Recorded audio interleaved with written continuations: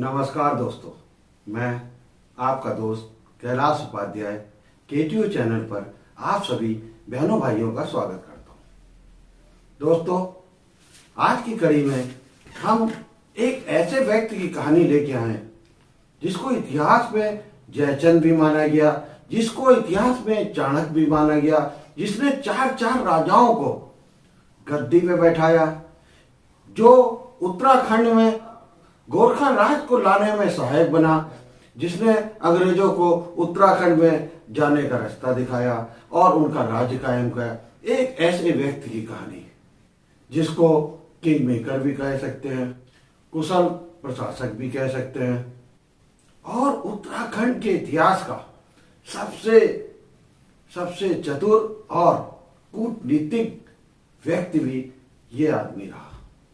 इतिहास ने इसे चाणक्य की भी उपाधि दी, इतिहास ने इसे मीर जाफर की भी उपाधि दी।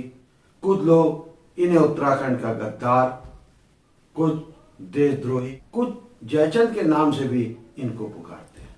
अलबत्ता अपनी कूटनीति और राजनीति के बल पर यह व्यक्ति 40 साल तक सत्ता का केंद्र बिंदु बनकर रहा है। इस व्यक्ति का नाम हर्षदेव जोशी था। तो दोस्तों, शुरू करते हैं हर्षदेव जोशी की कहानी। हर्षदेव जोशी चंपावत के तत्कालीन राजा दीपचंद के दरबार में सामंत के रूप में कार्य करते थे। उस समय सारे देश में अफरा तफरी मची हुई थी, जिससे कुमाऊं भी अछूता नहीं था। एक के बाद लगातार हो रहे षड्यंत्रों के पश्चात राजा दीपचंद, उनकी पत्नी और बच्चों की हत्या कर दी गई, और इसके बाद मोहन सिंह नामक व्यक्ति ने मोहन सिंह नाम से गद्दी संभाली। गद्दी संभालते ही मोहन सिंह ने हर्षदेव जोशी को जेल में डाल दिया। 1789 में गढ़वाल के शासक ललित शाह ने अल्मोड़े पर आक्रमण किया और चंद्रों को परास्त करके उन्हें अल्मोड़े से बाहर की ओर कर दिया। ललित शाह के सत्ता पे काबिज होते ही हर्षदेव जोशी कारागार से मुक्त कर दिए गए। उन्होंने ललित शाह को सलाह दी कि उनको अपने बेटे प्रद्युम्न शाह को कुमाऊं की गद्दी पे बैठाकर उनको राजा घोषित कर देना चाहिए। हर्षदेव जोशी की बात से गढ़वाल के राजा सहमत हो गए और उन्होंने अपने पुत्र को कुमाऊं की गद्दी सौंप दी। इस तरह प्रद्युम्न शाह तो नाम मात्र का राजा था, असली शासन तो हर्षदेव जोशी जी का चलता था। उधर अल्मोड़े से अपनी गद्दी छीनने के बाद राजा मोहन सिंह मदद के लिए दर दर भटक रहा था। उस समय उसको गुजारे के लिए 10 रुपये मिलते थे। इन 10 रुपये से उसकी गुजर कहाँ होती, तो रामपुर के नवाब और अवध के नवाब के पास मदद के लिए पहुंचा, पर किसी ने उसकी मदद नहीं करी। सिंहासन वापस लेने की एक और कोशिश के तौर पर उसने मैदानी इलाकों से नागा साधुओं की फौज लेकर कुमाऊं पर हमला करने का मन बनाया। नागा साधुओं के बीच में उसने बाप दादाओं की अपार संपत्ति के बारे में बताया और कहा कि अगर कुमाऊं में उसको सत्ता मिल गई तो वो उत्तराखंड के किसी भी स्थान पर तप और पूजा पाठ आराम से कर सकते हैं। उन्होंने मोहनचंद के प्रस्ताव पर हामी भर दी। 4 महल और 1400 नागा साधुओं को लेकर वो अल्मोड़ा के लिए निकल पड़े। ये साधु कोसी के किनारे किनारे चलते हुए अल्मोड़ा जा पहुंचे। कोसी और स्वान नदी के संगम पर अपना डेरा डाला। जब इन्होंने वहां पर अपना डेरा डाला, तब इनके आने का असली उद्देश्य कुमाऊं के राजा को पता लगा। उधर हर्षदेव जोशी ने भी कुमाऊं की सेना को 4 लेक मुकाम पर खड़ा कर दिया।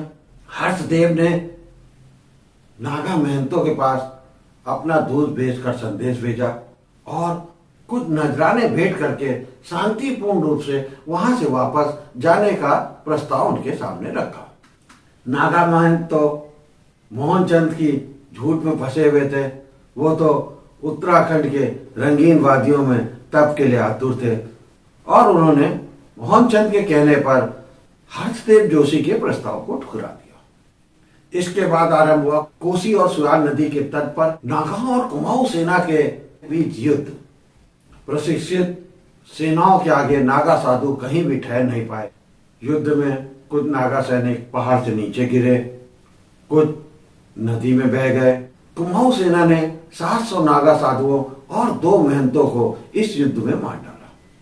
मोहनचंद और बाकी बचे हुए नागा साधु वहां से जान बचाकर भाग गए। कहते हैं इस युद्ध के बाद आसपास के गांव वाले बड़े अमीर हो गए, क्योंकि नागाओं के जटा जूट और तेलों से बड़ी भारी मात्रा में सरफिया उनको प्राप्त हुई थी। इसी दौरान 1780 में ललित शाह की मौत हो गई और उनका बड़ा बेटा जयकृत शाह गढ़वाल का नया शासक बना। राजा बनने के बाद उसने प्रद्युम्न शाह से कहा कि वहां पर गढ़वाल की सत्ता को स्वीकार कर लेना चाहिए। हर्षदेव जोशी ने राजा को इस बात को अस्वीकार कर देने के लिए कहा। इस बात से दोनों भाइयों के बीच में संबंध खराब हो गए। मामले को सुलझाने के लिए हर्षदेव जोशी गढ़वाल गए, जहां पर जयकृत ने उनके ऊपर हमला बोल दिया। हर्षदेव जोशी ने न केवल गढ़वाल के राजा की सेना को परास्त किया, उन्होंने प्रतिशोध के रूप में गढ़वाल की जनता पे बड़े जुल्म उठाए और उनके इन फैलाए गए जुल्मों को गढ़वाल में जोशियाना भी कहा जाने लगा। कुमाऊं का राजा होते हुए प्रद्युम्न शाह का दिल गढ़वाल में था। इस मौके का फायदा उठा के मोहनचंद ने फिर से कुमाऊं पर आक्रमण कर दिया और राजा को हराकर वो कुमाऊं का शासक बन गया। हर्षदेव जोशी भी थकने वाले इंसानों में से नहीं थे। उन्होंने मैदानों में जाकर भाड़े के सैनिकों को इकट्ठा कर एक फौज तैयार करी, जिसकी मदद से उन्होंने अल्मोड़ा पर एक बार फिर से कब्जा कर लिया। प्रद्युम्न शाह गढ़वाल से वापस कुमाऊं आने के लिए राजी नहीं हुआ, इसलिए हर्षदेव जोशी ने शिवचंद नामक एक व्यक्ति को सन 1788 में कुमाऊं का शासक बना दिया। 1788 में मोहनचंद के बेटे महेंद्रचंद ने एक बार फिर कुमाऊं का तख्ता पलट करते हुए अल्मोड़ा पर कब्जा कर लिया। 1790 में कुमाऊं पर गोरखाओं ने आक्रमण किया। कहते हैं गोरखाओं को कुमाऊं पर आक्रमण करने के लिए हर्षदेव जोशी ने ही तैयार किया था।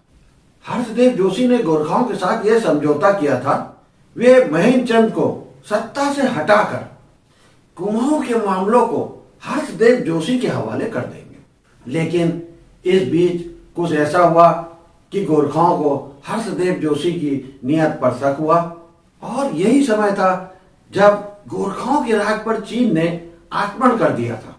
उनकी सेनाओं को वापस काठमांडू पहुंचने का आदेश हुआ। इस बार गोरखा लोग हर्षदेव जोशी को अपने साथ कैदी बनाकर ले गए।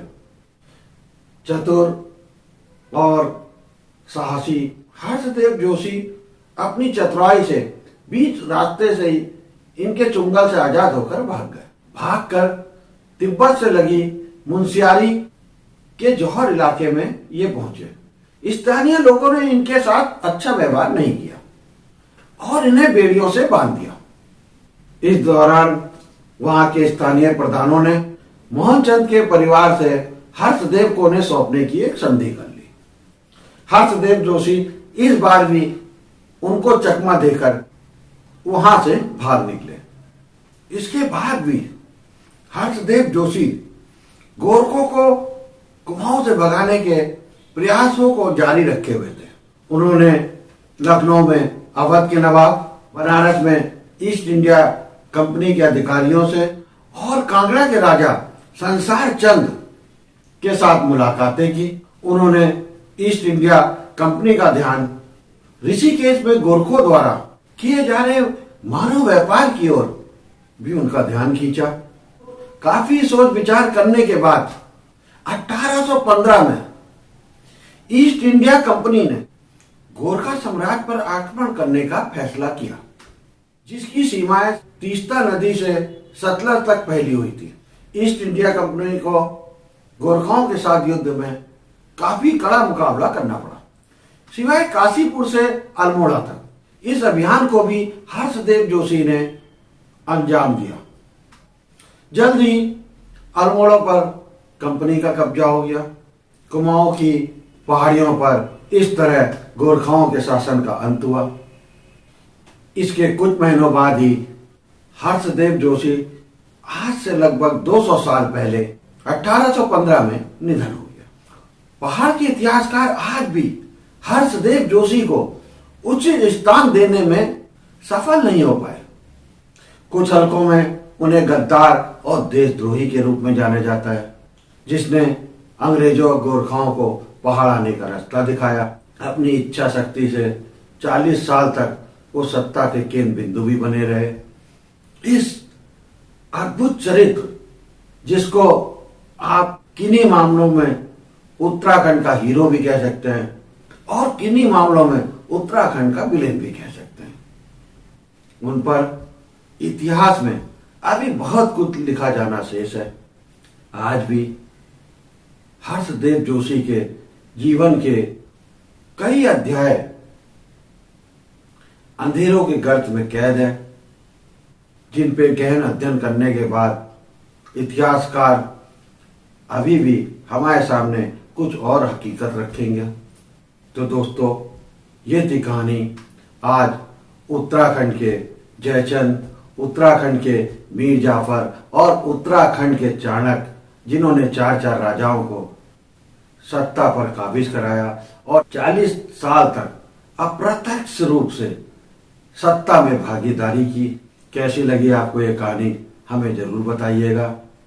हमारा उद्देश्य उत्तराखंड के महान व्यक्तियों, उत्तराखंड की संस्कृति, उत्तराखंड के देवी देवता, उन अनजानी बातों को जिनके बारे में उत्तराखंड के कुछ लोग या उत्तराखंड से बाहर रहने वाले व्यक्ति नहीं जानते हैं, उन तक इन बातों, इन कहानियों, इन संस्कृतियों और इन देवी देवताओं के बारे में पहुंचाने का हमारा मुख्य उद्देश्य है।